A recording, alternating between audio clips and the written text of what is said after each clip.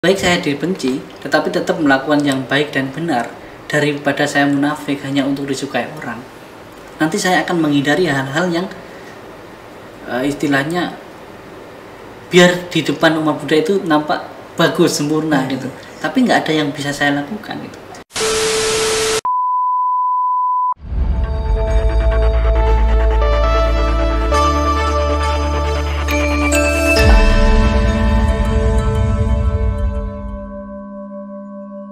Selamat malam Bante, nama budaya. Namo Buddhaya, selamat malam semuanya. Aduh, halo Ci. Halo juga. Hari ini sangat begitu luar biasa, bisa ketemu dengan yang mulia Bante di Betul. Bante, aduh mau mencairkan suasana ini. Minum dulu. minum dulu. Ada jagonya lagi ya, siapa tahu saya lebih agak tenang ini ya. Hari ini luar biasa, soalnya hari ini kita kedatangan Bante di Rapunya. Bante, apa nih kesibukannya? Ya sibuk nggak menentu sih sebenarnya. Dibilang sibuk, saya bukan bekerja kan gitu, cuman pelayan saja. Berarti suatu saat kapan-kapan bisa dong Bante kita undang lagi dong di sini. Bisa saja. Setiap saat ada yang undang, cuman saya datang atau enggak kan urusan belakangan. Yang penting undang dulu gitu ya Bante ya. Siapa duluan ya udah deh saya hadirin yang duluan ya Bante. Bante ini beberapa waktu lalu itu saya sempat melihat beberapa podcast Bante, sangat begitu luar biasa juga kegiatan-kegiatan Bante, acara-acara Bante. Ini sering lihat atau pas saya mau kesini aja? Enggak Bante, beneran sering lihat Bante kamu. Oke. Terima kasih sudah dilihat loh. Saya subscribe juga loh Bante kalau di channel tertentu Bante datangnya di mana. Enggak hanya karena Bante datang ke sini ya. Kalau saya memang agak ngikutin di Bante juga sih, gitu. Sering ya Ci ya? Iya, karena apa yang disampaikan Bante itu membuat kita lebih mau terbuka gitu, karena nggak mudah menghadapi yang non Buddhis gitu kan. Iya sih. Jadi sangat menginspirasi. Terima kasih. Soalnya Bante, saya terakhir ketemu Bante itu, kalau Bante inget ya, dulu pas ada acara di Lampung, ulang tahun 30 tahun salah satu Bante di sana. Oh, sama peresmian itu ya, kampus ya? Ya, kalau nggak salah Bante masih jadi mahasiswa. Iya, sama-sama mahasiswa. Sama Nera apa gimana? Udah Bante. Udah Bante, udah Bante. Dan nggak tahu kenapa, tahu-tahu followernya Bante udah lebih banyak aja. Saking nggak pernah ketemu. Dan itu luar biasa sekali sih Bante. Bante, selama pengalaman Bante, kan Bante juga banyak pengalaman nih untuk mengisi di tempat-tempat lain Bante. Adaptasinya susah nggak sih Bante? Ya, sampai saat ini sih masih di tempat-tempat lain ya. belum ke dunia lain. Tapi satu hal yang mungkin sering saya lakukan, bahkan kalau dibilang datang ke podcast yang Buddhis malah bisa dihitung dengan jari ya. Seingat saya ini baru podcast Buddhis yang nomor 2 ini. Oh, ini baru yang kedua ya Bante? Baru yang kedua. Oh berarti ini karma baik banget ini ya? Sebelumnya yang di Medan itu ya Bante kamu? Iya di Medan waktu itu bersama Jakber. Iya. Jakber itu di Medan, tapi biasa itu acara offline sih. Kalau yang di podcast jarang. Maka kenapa saya lebih sering diundang yang di non Buddhis, memang lebih fokus di situ gitu. Ini karena Bantenya sibuk susah diundang apa gimana Bante? Enggak sih, karena kalau di Buddhis kan udah banyak yang pinter ya. Selain itu juga kayaknya Bantenya agak lain ini. Agak lain mungkin ya, itu karena mungkin di Buddhis saya nggak diterima. Jadi yang lain yang undang gitu. Makanya agak lain di situ. Ya sebenarnya sih enggak. Walaupun saya kemanapun, walaupun saya di situ diundang bukan di kalangan Buddhis, tetap saja apa yang saya bagikan, apa yang saya sharingkan kepada mereka, yang saya ajarkan itu tetap aja tentang ajaran Buddhis. Tapi walaupun ajaran Buddha, tapi bagaimana Buddhis itu bisa dinikmati dan bermanfaat bagi semua makhluk. Masa doa kita aja semoga semua makhluk berbahagia. Iya juga sih ya Bante. Tapi berarti bukan berarti ngisi di tempat lain itu mau mencari pengikut biar lebih banyak enggak ya Bante ya? Ngapain cari mengikut Buddhis dikit aja nyusahin apalagi banyak-banyak. Wah ini Bante terlalu jujur ini. Enggak, di situ ya kita benar-benar justru disitulah kesempatan saya benar-benar mempraktekkan ajaran Buddha bahwa Buddhis itu real untuk semua makhluk gitu loh. Kalau memang umat Buddha kan udah banyak pembelajarannya.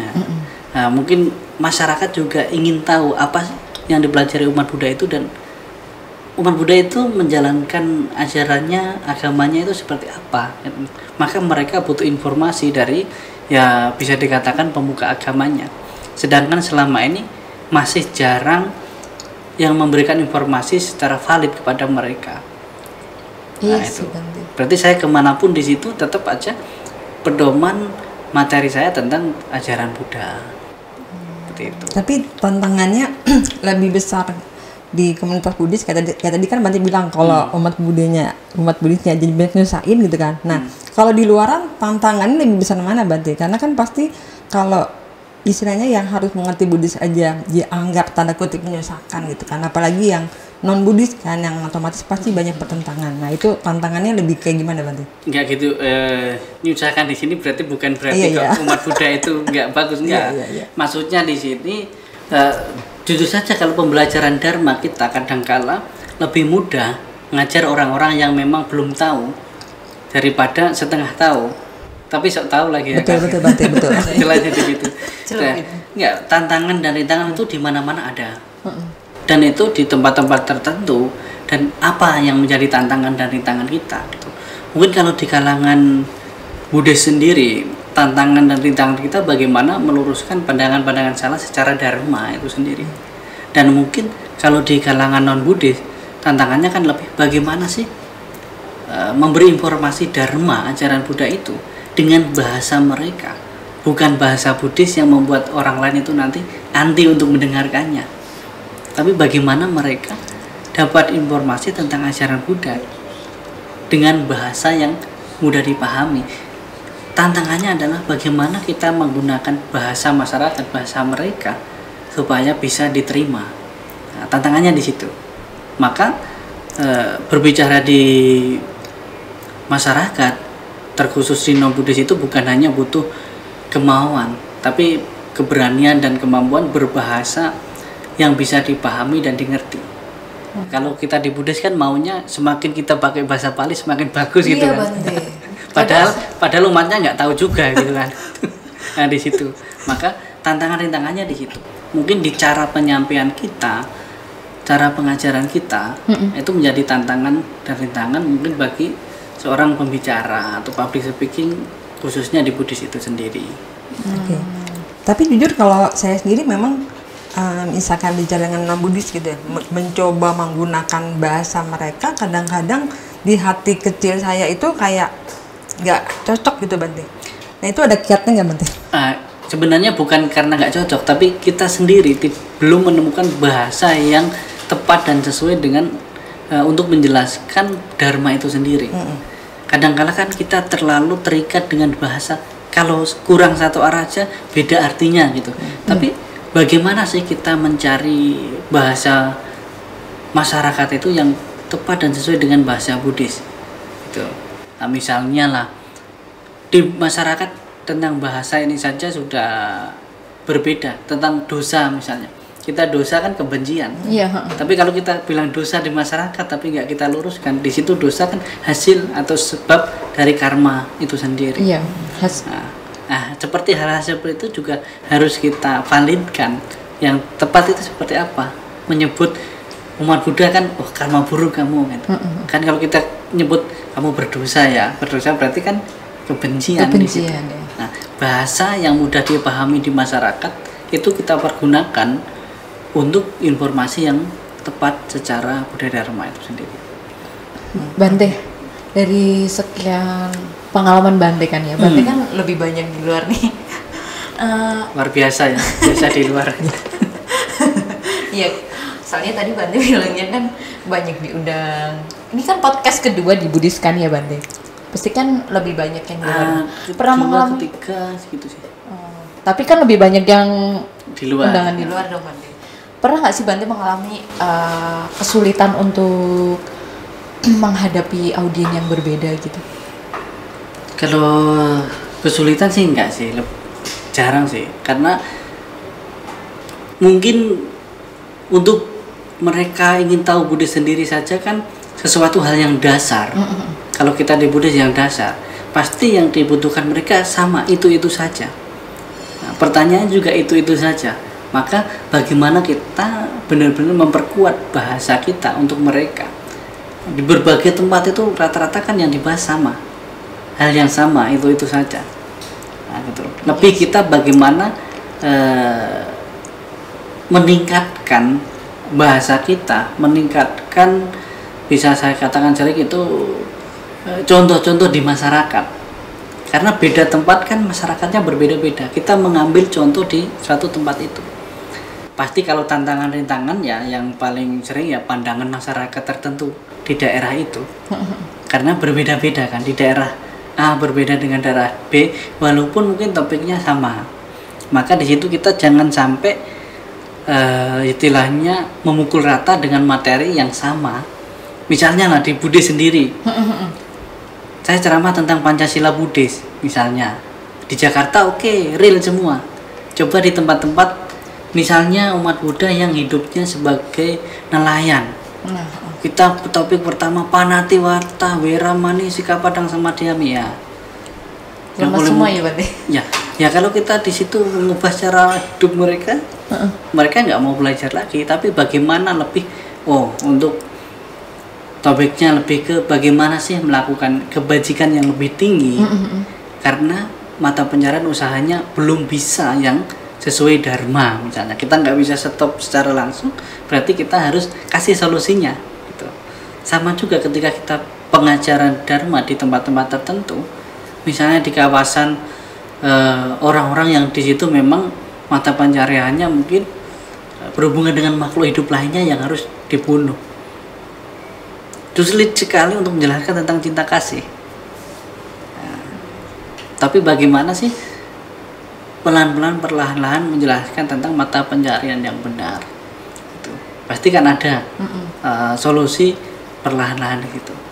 Lebih tantangannya sebenarnya ke dalam diri sendiri, bukan di luar diri kita. Nah itu kalau pada saat di edu gitu Bante, misalkan itu kan misalnya Buddhis sendiri gitu kan. Tapi kalau non Buddhis sendiri misalkan mereka akan lebih agresif kan untuk menjelaskan versinya mereka pasti kan. Nah itu kayak gimana tuh Bante? Kalau di luar Buddhis kita lebih topiknya biasa lebih mendasar. Maka gini, kalau kita yang sudah berani atau siap untuk terjun di lapangan, kita harus mempelajari bahasa di lapangan, cara di lapangan, bahkan bahasa-bahasa di agama mereka atau keyakinan mereka. Nah, kalau kita mengajarkan tentang Dharma, mengajarkan tentang Buddhis, menjelaskan tentang ajaran Buddha, sebisa mungkin kita mengurangi bahasa-bahasa Buddhis. Nah, tetapi bagaimana adopsi bahasa-bahasa mereka? Misalnya dari kita karma baik. Kalau di masyarakat umum, ya lebih ke cari pahala. Nah, hal seperti itu. Nah, tantangannya sama juga dari diri kita. Bisa nggak kita mencari bahasa-bahasa yang tidak membuat mereka itu anti, namun juga tidak mengubah makna dari dharma itu sendiri. Nah, di situ. Tapi kalau yang berbenturan dan lain sebagainya di masyarakat itu hal yang biasa. Tapi bagaimana kita sudah berani di situ, kita juga harus siap untuk bisa dikatakan menanggung apa yang terjadi selanjutnya. Tapi saya memiliki satu keyakinan bahwa ketika niat saya baik, tujuan saya baik ke suatu tempat itu, pasti baik-baik saja. Niat kita, tekad kita baik, pasti baik-baik saja. Sesuatu yang baik akan baik-baik saja. Kalau nggak baik, itu berarti hasil dari karma masa-masa lampau kita kan. Nah, lebih di situ juga saya merenungkan bahwa kalau pas nggak baik-baik saja, bukan karena saya di situ. Ini karma yang pernah saya perbuat di masa-masa lampau. Masa kita di situ aja kesulitan, loh kita udah tahu hukum karmanya kan itu. Hidup ini nggak ada yang mudah dan jangan persulit hidup kita kan itu. Hal seperti itu. Selalu ada jalan untuk kita menjadi lebih baik ya. Justru semakin banyak tantangan dan rintangan, di situ malah saya semakin senang sih. berarti ada upgrade di dalam diri kita. Kalau kita maunya enak terus, bagusin, kapan berkembang gitu. Tempat-tempat ini kalau kita, oh ini tempatnya harus gini Bante, ini sakral gimana kan gitu. Tapi bagaimana kita mau lebih baik. Nah itu. Tapi pernah kan kalau saya lihat di beberapa tayangan itu biasanya Bante kayak disudutin gitu kan. Oh kalau memang nih ajarannya sama ya udah, misalkan ya kenapa nggak memilih yang ini gitu kan. Nah itu gimana Bante? Mungkin itu pandangan bagi yang melihat ya. Sebenarnya di situ tidak menyudutkan, tapi bagaimana kita mencari value supaya saling menjelaskan bahwa ada loh kesamaan. Ketika dalam komunitas itu, pertama kita mencari kesamaan. Setelah mencari kesamaan, kita menerima perbedaan. Ada perbedaan memang dalam suatu ajaran. Itu. Bahkan kita sesama Buddhis saja kan ada perbedaan.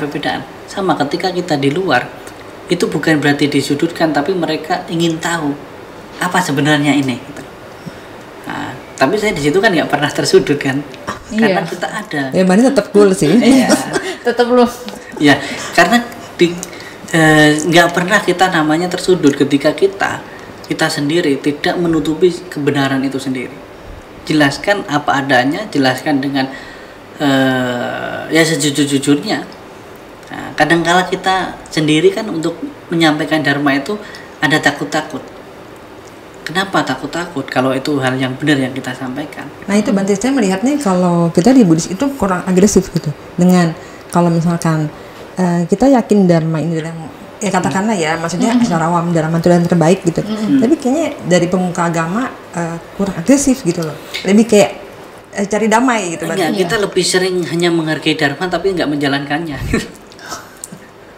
Tapi kadang-kadang kalau menyatakan kebenaran, kadang perlu manusia itu nggak semuanya bisa katakannya cara halus, mesti agak sedikit didesak gitu. Coba baca suta-suta itu, apakah di situ lihat baca suta aja, Sang Buddha berkali-kali itu di situ menggunakan bukan kata kasar tapi tegas, si dungu, coba itu kasar nggak? Iya kasar. Dungu, bodoh, di situ bukan kasar, lebih ke penegasan. Tapi kita kan berusaha sebaik mungkin, tetapi kita kadang-kala tidak mempertegas harus seperti ini gitu. Kadang-kala kita sebagai penyampai dhamma pun menutupi. Misalnya lah ada umat-umat yang tanya atau orang-orang tanya, Bante kalau mata penyeharian ini bagaimana Bante? Walaupun tahu ini salah, oh nggak apa-apa, yang penting kan banyak berbuat baik. Nah, oh nggak apa-apa, yang penting kan banyak berbuat baik. Padahal mata pencahariannya udah tahu salah. Jelas. Ini kalau kita langsung tegas gini, katanya kita terlalu keras, tapi enggak. Kita harus tahu mana yang memang harus kita jelaskan, mana yang walaupun orang tanya nggak perlu kita jelaskan. Itu di situ kita harus tahu. Dharma itu juga Sang Buddha sendiri mengajarkan dharma di tempat tertentu dengan topik yang berbeda-beda, nggak dipukul rata. Dan untuk rumah tangga berbeda, untuk kaum saudagar berbeda, untuk kaum bangsawan berbeda, bahkan untuk para raja berbeda. Bahkan di alam manusia, di alam dewa pun beda. Nah, Sang Buddha mengajarkan Abhidhamma di alam dewa, membawakan Dhamma Cakra semua di alam manusia. Tapi kita manusia maunya Abhidhamma, ya kan? Iya betul. Kadang maunya yang lebih tinggi, yang kecil aja nggak dijalankan gitu. Bahkan kadang sorry sih Bante, orang yang semakin merasa dalam kutip merasa dia mengerti Abhidhamma, malah jadi banyak debatin. Oh perbuatan ini gini-gini gitu. Mungkin ini kalimatnya salah. Orang yang semakin mengerti, belum ngerti. Merasa, maksudnya merasa. Kalau merasa ya, tapi kalau bilang orang kalau udah ngerti, itu berarti belum ngerti. Karena mungkin pembelajarannya belum terlalu luas. Orang yang semakin luas pembelajarannya, bahkan luas pertemanan, pergaulannya, maka kita akan semakin baru segitu yang saya ngerti, yang saya tahu gitu. Sama bahkan kita Buddhis sendiri, kalau kita terikat pada satu konsep kita sendiri, pemahaman kita sendiri, untuk belajar ke para guru-guru lain kita juga akan tertutup gitu. Sebenarnya itulah yang disampaikan oleh Sang Buddha kan, tahu, jangan percaya begitu saja. Itu bukan berarti kok kita nggak boleh percaya, enggak. Tapi bagaimana kita menganalisis banyak hal yang harus kita pelajari untuk kita jalankan, praktekkan di dalam kehidupan kita sehari-hari. Lebih ke situ. Karena untuk beragama Buddha itu harus manusia yang cerdas gitu. Penuh pemahaman yang mendalam ya. Iya itu dari zaman Sang Buddha sampai sekarang. Coba istilahnya di negara-negara luar di Eropa di mana siapa yang belajar Buddhis itu? Udah tahu di situ kan. Maaf Bante.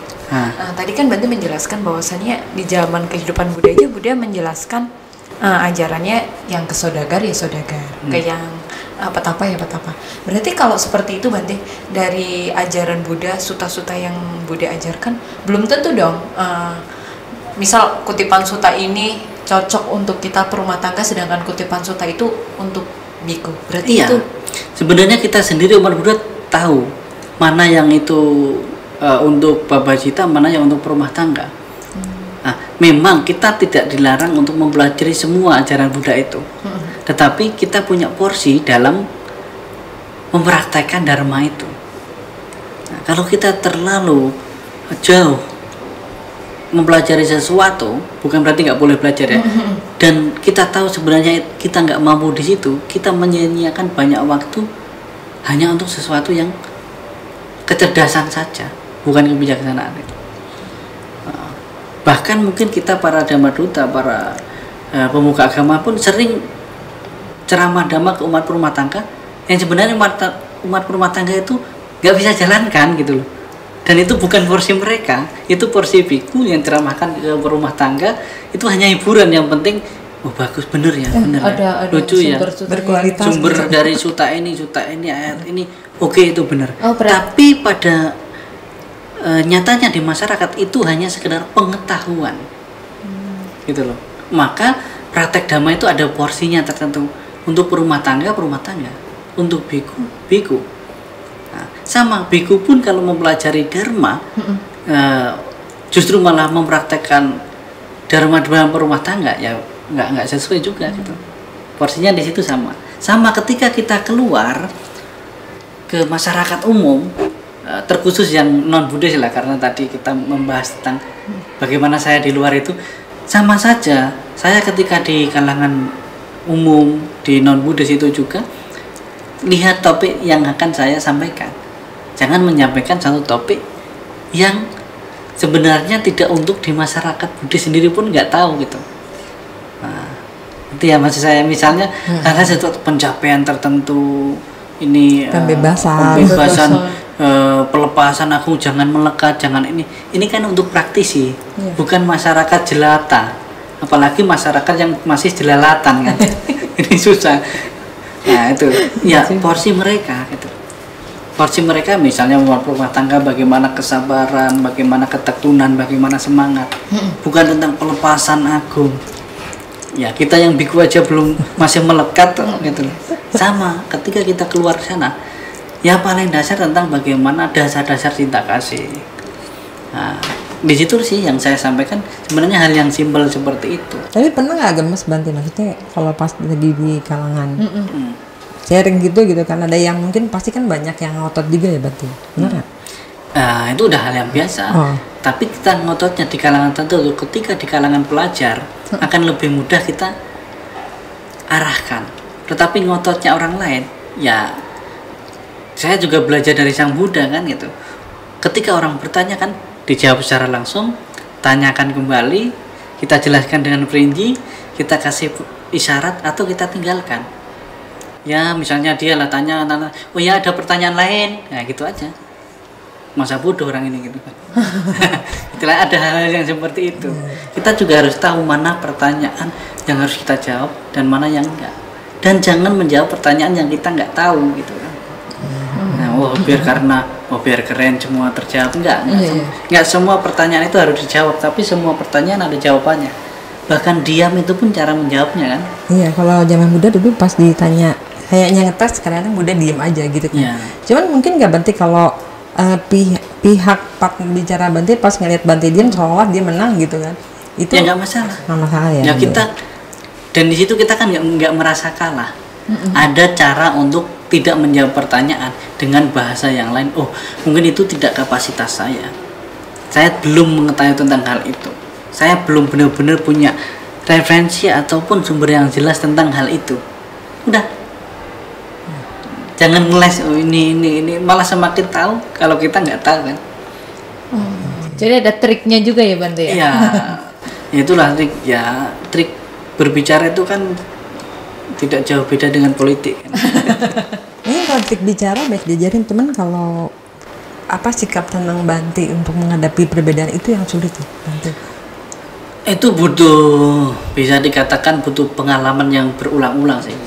Nah, di satu tempat kita akan menemukan sesuatu yang berbeda, dan di tempat lain kita mendapatkan solusi untuk tempat yang lain. Jadi bergerak di masyarakat itu tidak hanya perlu kemauan, tapi butuh keberanian. Dan bagaimana kita harus benar-benar lebih mudah dilayani dan lebih mandiri sih. Yang terutama untuk biku ya, untuk saya sendiri. Saya nggak bisa di masyarakat itu hidup harus seperti biku di monastik. Iya. Semua aturan ini, semua bahkan aturan kecil harus masuk di tempat umat-umat lain. Oh ini minum ini harus diserahkan, ini harus. Hal-hal itulah yang harus kita pelajari ketika kita di masyarakat umum. Bahkan hal misalnya kita duduk seperti ini berdua sama cowok sama cewek, pas syuting situ kan ada tukangnya gitu kan. Oh nggak boleh, ini harus 4 orang. Nah itu yang harus kita pelajari di situ.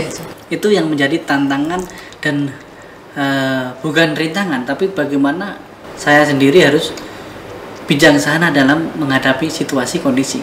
Maka saya lebih sering bilang lebih baik saya dibenci tetapi tetap melakukan yang baik dan benar daripada saya munafik hanya untuk disukai orang. Nanti saya akan menghindari hal-hal yang istilahnya biar di depan umat Buddha itu nampak bagus, sempurna gitu, tapi nggak ada yang bisa saya lakukan gitu. Betul. Karena zaman sekarang tuh susah juga zaman kalau kaku seperti itu, karena tapi di sisi lain saya sih nggak tahu, mungkin boleh dikoreksi gitu kan, tapi di sisi lain kalau para sangga monastik yang bersosmed gitu kan, yang jadi influencer kayaknya itu masih kayak satu hal yang tabu atau di aneh kalangan gitu. kita ya, di Nah, kalangan Buddhis itu sendiri. saya nggak tahu nih kalau di Bante sendiri apakah harus ada semacam kayak pengakuan dosa pada saat apa pertemuan Pengakuan dosa perasaan karena telah melakukan Yakin perkembangan zaman sekarang, kebutuhan umat, kebutuhan masyarakat, dan kemampuan biku itu juga harus di-upgrade gitu loh. Kita menggunakan media sosial ini, perlengkapan ini kan untuk mempermudah pengajaran dharma. Di luar hal itu mau digunakan untuk apa, itu kan tanggung jawab biku itu masing-masing. Mau positif mau negatif itu masalah biku itu masing-masing. Kalau saya udah siap menggunakan media sosial udah ini, berarti saya harus siap dengan tantangan dan rintangan semuanya. Nah di situ. Dan sampai sekarang, sampai saat ini ya, mungkin dulu awal-awal sekali saya sama Nera itu kayak yang main medsos awal-awal itu saya juga. Dan itu bertentangan dengan, bukan dengan aturan sih, lebih banyak sesama monastik dan lain sebagainya. Tapi saya tetap jalan karena ada beberapa hal yang saya sharingkan, yang saya mungkin bagikan di media itu menolong banyak orang, bahkan umat-umat Buddha yang tidak mau ke wihara atau nggak pernah ke wihara. Bahkan sekarang, kemarin saya baru sharing juga sama beberapa pemuda lintas agama, bahkan sekarang banyak juga anak-anak muda itu umat Buddha tanpa wihara karena bosan di wihara, itu lagi, romo itu lagi, Bante itu lagi, nggak boleh ini, nggak boleh itu, jadi mereka nggak mau ke wihara. Maka ada istilah umat Buddha tanpa wihara. Iya sih Bante. Nah kalau saya nggak hadir di situ, nggak hadir untuk mereka, saya biasanya sering diskusi sama mereka itu di warung kopi, di kafe, di mana buat kopi dhamma, apa yang ingin kalian anak-anak muda ini ingin tahu, dan apa tantangan rintangannya. Mereka butuh kita. Kalau kita hanya di dalam kaca, di dalam akuarium yang namanya wihara ini, sedangkan mereka merasa belum nyaman ketika ke wihara, kita harus kasih tahu mereka, oh tidak semua seperti itu. Nah itu kita harus merangkul mereka, bukan malah memukul. merangkul bukan memukul. Berarti Bante kalau dari hal begitu kita juga harus bisa membedakan dong dari zaman kehidupan Buddha dengan zaman kehidupan Bante Saya saat tanya, ini. mungkin kalau Buddha muncul sekarang, itu misalnya Buddha muncul sekarang, punya wihara besar, pengikutnya banyak, tiap hari ceramahnya live streaming nggak? Kemungkinan akan live streaming Bante. YouTube-nya, subscribe-nya berapa banyak itu? Kalau dibuatkan akun Buddha official sama timnya, berapa itu followernya? Dan setiap hari harus di depan kamera gitu. Jadi sekarang nggak usah lama-lama, nggak usah jauh-jauh lah. Yang mulai dari lama lah. Setiap kegiatan, setiap semua diliput semua dan harus menggunakan apa namanya media sosial. Padahal beliau di negara yang mungkin untuk perkembangan teknologi itu kurang, tapi begitu canggih. Iya, ada YouTube-nya live sih. Berarti dengan demikian menjadi seorang sangga saat ini tuh juga nggak harus anti dengan seperti Nah, ini. itu pilihan masing-masing. Ketika saya bilang boleh, nanti saya membenarkan diri karena ada Bante yang enggak. Jadi jadi monastik itu ada Gandadura, Wipassanadura. Jadi ada yang memang memilih jadi biku hanya khusus untuk Dirinya sendiri. diri sendiri untuk melatih diri. Ada yang untuk belajar dan mengajar. Ada yang hanya misalnya untuk benar-benar belajar saja, nggak mengajar gitu. Jadi monastik itu pun di bagian mana gitu. Sama yang istilahnya Bante yang liar seperti saya ini pun nggak banyak gitu. Jadi ada porsinya tertentu. Jangan tuntut Bante lain bisa seperti saya, nggak bisa. Dan jangan tuntut saya seperti mereka juga. Ada ranahnya tertentu, ada kecenderungannya. Saya cocoknya di mana? Ada yang Bante cocoknya sama anak muda, ada yang Bante cocoknya itu di tempat meditasi pelatihan, ada yang cocoknya di pendidikan pengajaran. Harus ada tempat dan kemampuan masing-masing yang dipergunakan.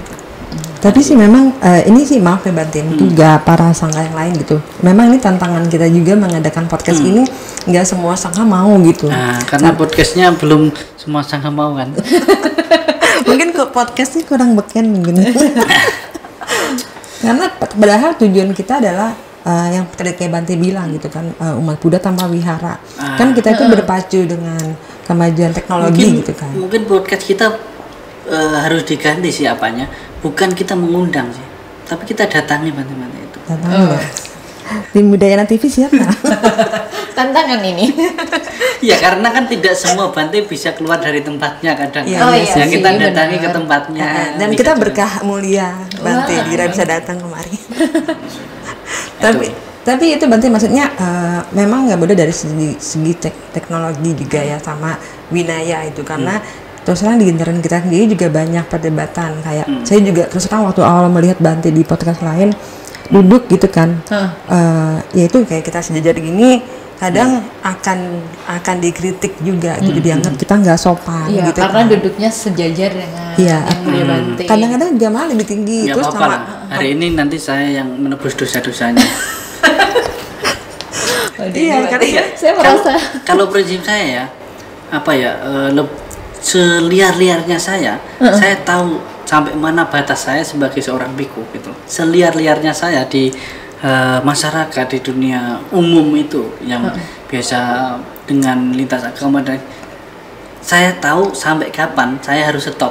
Oh ini jangan sampai kelewat ini. Seperti apapun itu udah ada istilahnya rambu-rambunya untuk saya. Jadi orang mau bilang seperti apapun, saya tetap jalan karena saya tahu rambu-rambu saya seperti ini.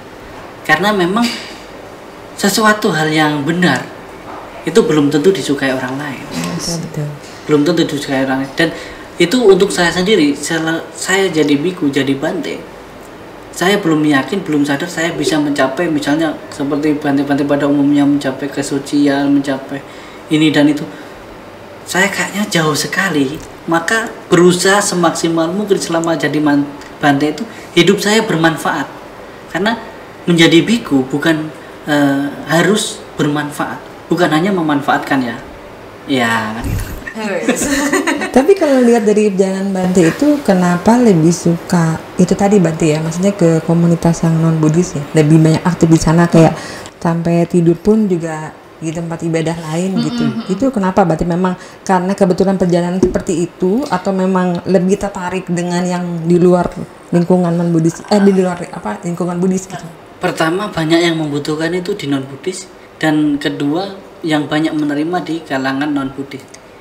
Kadang-kala sesama Buddhis sendiri aja nggak boleh nginep di tempatnya kok. Banyak birokrasi ya. Sesama Buddhis kan gitu kan. Sesama Buddhis aja nggak boleh nginep di tempatnya kan itu. Tamparan luar biasa ini berarti. Iya, yang non Buddhis sepanjang saya perjalanan saya nggak pernah ditolak di tempat agama lain, tapi pernah ditolak di wihara. Itu aja. Karena beda. Ya itu lagi. Iya, Nggak sih tahu. berarti. Nggak Nggak tahu. Beda apa titik-titik ya. Walaupun sama pun bisa saja nggak bisa kan, karena mungkin ya nggak sefrekuensi dan lain sebagainya. Itu hal yang wajar. Bukan berarti saya nggak mau ke wihara, tapi wiharanya mau nggak ada saya kan gitu. Berarti ini PR juga ini sih. Ya itu menjadi satu perenungan bagi kita, terkhusus kita kalangan-kalangan mungkin para organisasi dan lain sebagainya. Kita memang berorganisasi, tetapi kita juga harus bermanfaat bagi banyak orang gitu. Nah, hidup itu bukan hanya tentang memanfaatkan orang lain, tetapi harus bermanfaat. Lebih di situ sih. Iya benar. Tujuan kita apain gitu. Padahal saya berpikir gini loh Bante, ketika Bante tinggal di tempat yang lain, Bante kesulitan tidak gitu?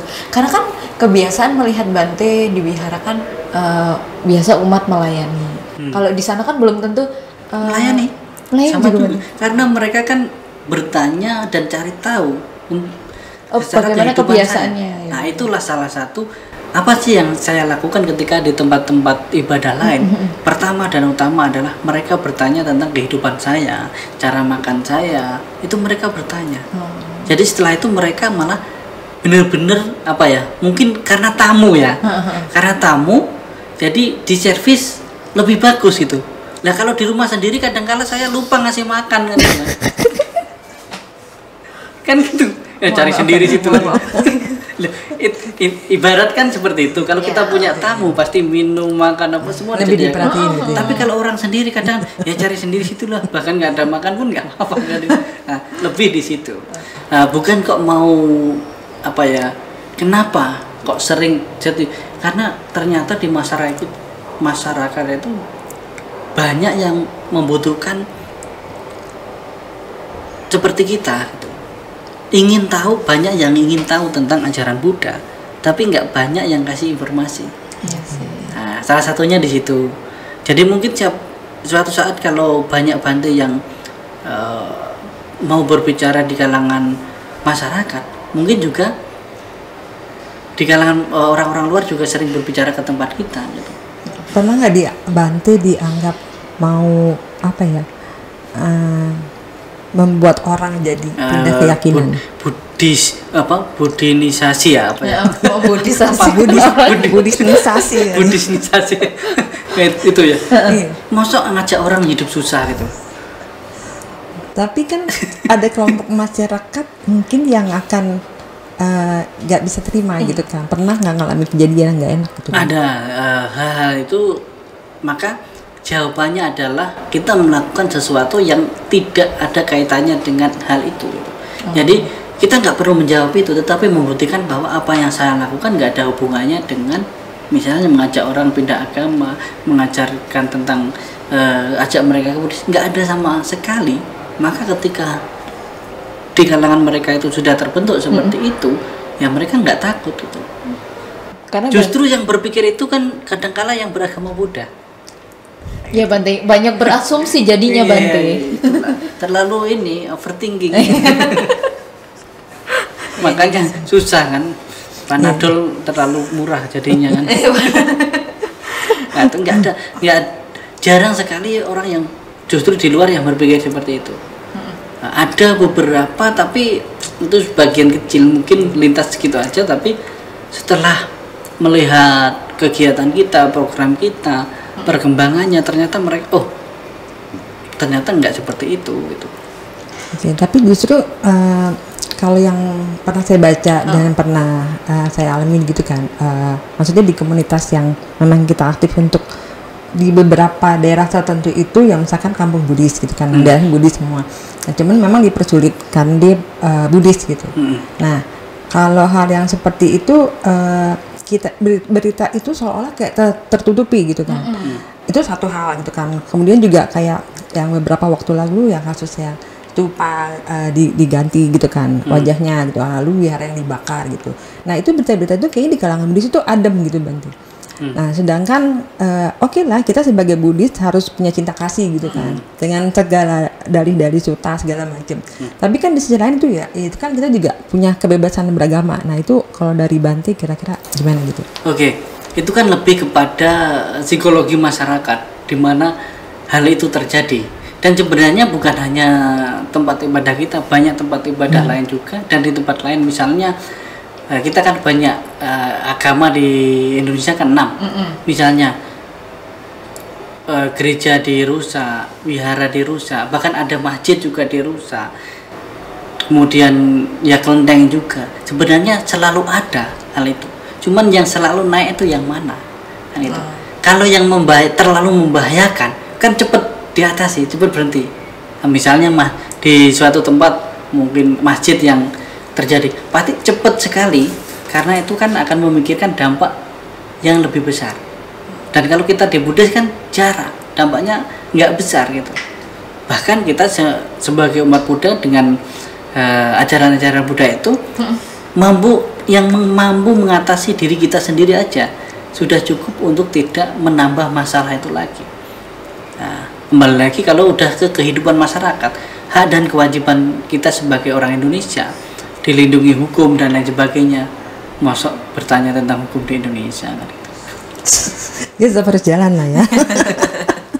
Karena ya memang itu Bante, maksudnya kadang-kadang ya kita minoritas selain minoritas memang di komunitas kita sendiri juga ada pro kontra gitu kan. Nggak perlu keluar, sesama Buddhis saja mana yang paling mayoritas yang sesama Buddhis dipersulit kan gitu. Kita di situ aja dulu lah gitu. Kalau yang keluar bukan berarti kita bukan cinta kasih sebenarnya, tapi kita masih terlalu sedikit gitu. Oh, karena minoritas sehingga kita misalnya kalau kita mayoritas di tempat yang lain, di tempat banyak, kita juga berani di situ gitu. Dan orang lain ketika di tempat lain minoritas, di situ juga nggak berani. Saya belajar kenapa saya mengatakan hal ini, karena selama saya keliling Indonesia, mungkin hampir 70% lah seluruh Indonesia, di berbagai daerah itu yang mayoritas berbeda-beda. Misalnya kalau ke daerah Manado, di daerah Tomohon sana, itu setiap hari itu saya nggak pernah mendengar azan, tetapi setiap pagi selalu mendengar doa Bapak kami, itu pakai speaker. Nah, misalnya ada suatu tempat yang mungkin desa mayoritas yang Buddhis, setiap pagi itu baca parita pakai speaker. Ada juga. Oh ya, pernah itu ada. Semua ada. Maka di situ saya melihat Indonesia ini tidak melulu tentang toleransi dan intoleransi, tapi di mana kita sebagai minoritas dan mayoritas di situ. Maka harapan saya jangan hanya karena kita mayoritas kita seenak sendiri lalu membahayakan teman kita yang minoritas di tempat yang lain, gitu loh. Dan itu di semua agama ada. Nah, kalau saya bilang janganlah menjadi manusia yang terlalu merasa yang tersakiti sendiri gitu loh.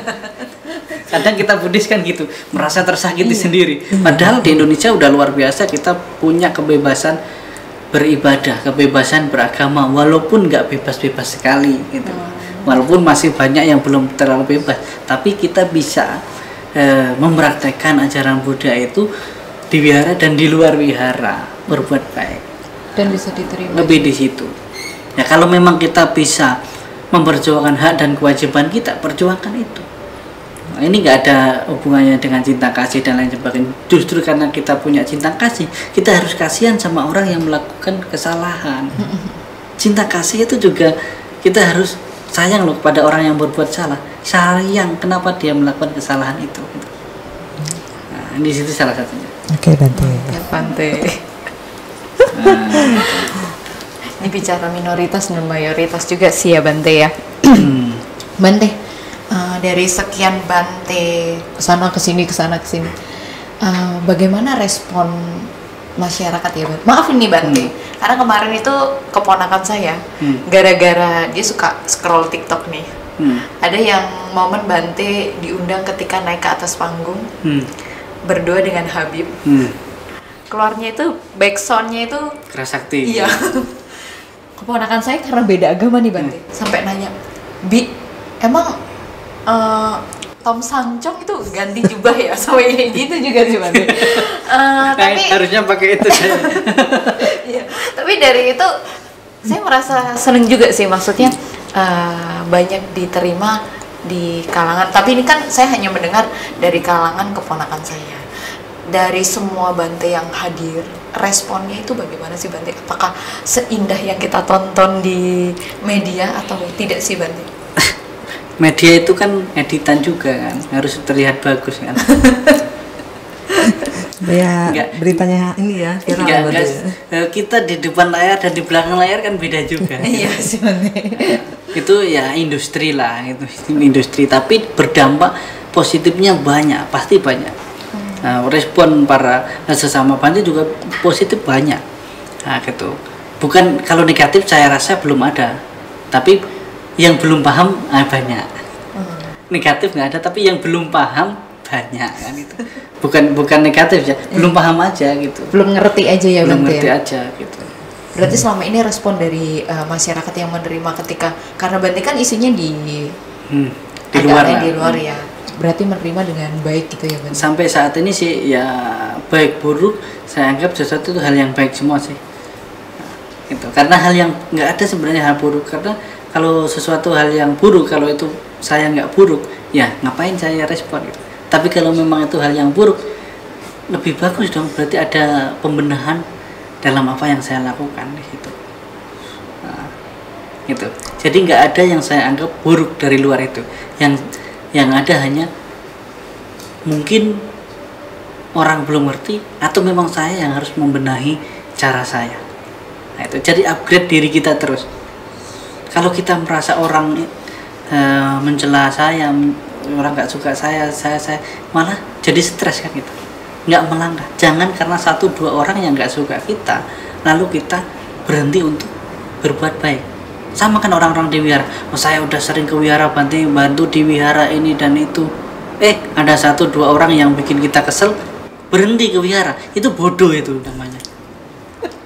Saya ketawa karena saya pernah begitu Bante. Ya kadang kan kita sendiri sebagai aktivis Buddhis ya, kadang udah lama-lama udah capek sama ke wihara, podcast, pegang kamera, ini nggak dihargai, lalu berhenti, kan rugi hanya karena kita tidak dihargai orang lain, kita berhenti melakukan kebajikan. Tapi Kita kan itu meninggalkan- manusiawi Bante. Iya, manusia yang nggak manusiawi gitu. Waduh. Boleh Bante. Itu kalau manusiawi itu kan lagunya Kotak ada yang manusia yang manusiawi. Iya. Tapi kita lebih sering manusia yang tidak manusiawi. Kita sudah manusia tapi mau turun gitu. Kan orang sering bilang sabaran itu ada batasnya Bante. Kalau masih ada batasnya belum sabar itu. Belum sabar namanya. Kesabaran nggak ada batasnya. Kalau masih belum sabar berarti belum terbatas gitu.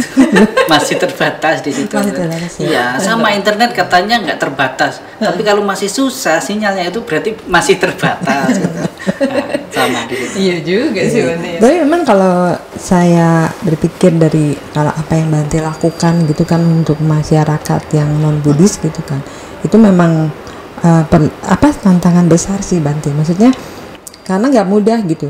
Karena kalau saya sih yakin ya mungkin karena Bante sangat bijaksana, nggak banyak ngomong yang juga lah. jelek-jelek gitu. Saya nggak perlu dipuji Bu. Karena di lingkungan sendiri aja kayak tadi Bante bilang kan, kita ke wihara jadi segan gitu kan, atau waktu jadi mundur karena tidak dihargai gitu.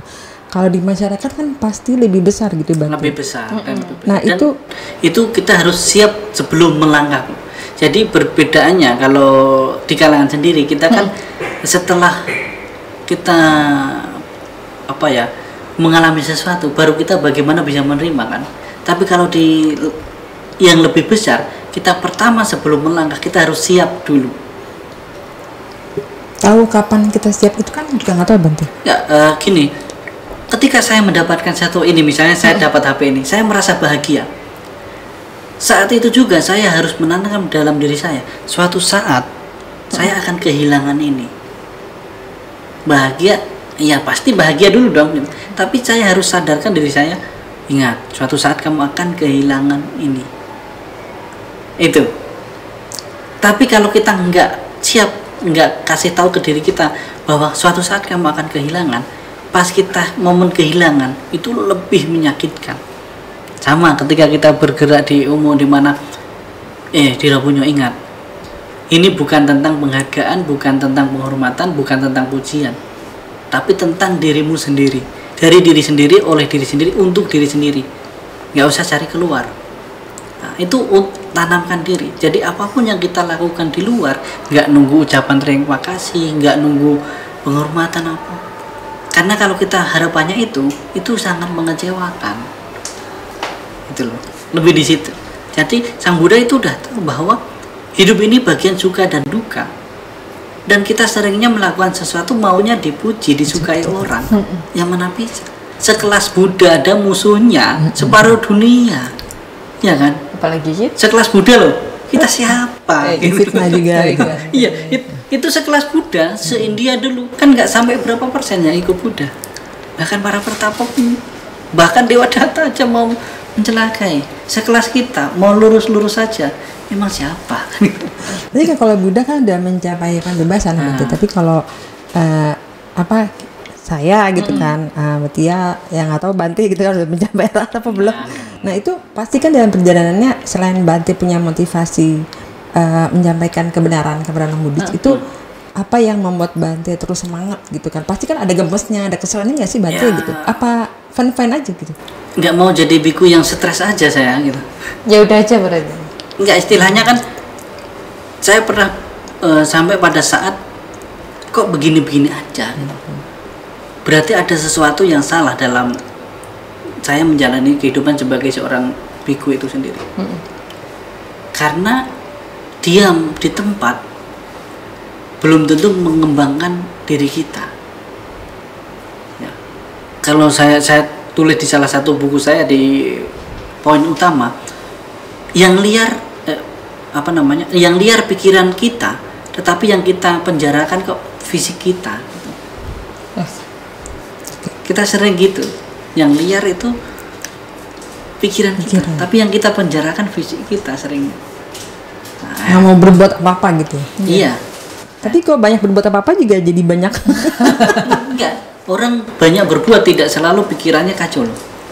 Ya. Sesuatu yang bisa dikatakan, pernah orang tanya sama saya, Bante nggak capek ya keliling-keliling gini gitu. Sesuatu secapek apapun, justru saya harus melakukan yang lebih capek, tetapi membahagiakan saya dan orang lain, itu capek hilang. Misalnya ibu lah, udah kerja, ini semua pas pulang ada keluarga, ada semua orang yang membahagiakan gitu. Jadi pekerjaan kita itu bermanfaat dan membahagiakan orang lain, kita lihat itu bahagia, merasa senang. Sama apa yang saya lakukan, yang saya kerjakan, walaupun mungkin capek, tapi lihat orang mendapatkan manfaat dari apa yang saya lakukan, itulah kebahagiaan saya. Bukan mencari apa yang saya dapatkan, tapi orang lain bisa mendapatkan sesuatu dari apa yang saya lakukan, itu pencapaian saya. Oke, Bante. Di situ. Terima kasih atas pencerahannya Bante. Ya, udah lama juga ya itu ya. Karena kita memang butuh motivasi kayak gini Bante. Karena memang terus terang ya jadi pengurus, jadi aktivis ya itu kayak gitu sih Bante. Kita jangan berpikir jadi pengurus, jangan berpikir jadi aktivis. Kita semua itu pelayan. Jadi ada salah satu lagu mungkin sebagai penutup. Hidup ini adalah kesempatan. Hidup ini untuk melayani dharma. Itu lagu orang lain. Bukan lagu kita, jangan dicari ya. Baik, terima kasih Yang Mulia Bante Dira yang sudah mau hadir di podcast kita. Sampai jumpa di episode berikut-berikutnya. Terima kasih Bante. Terima kasih juga. Ya, terima kasih semuanya. Terima kasih teman-teman. Namo Buddhaya Bante. Budaya.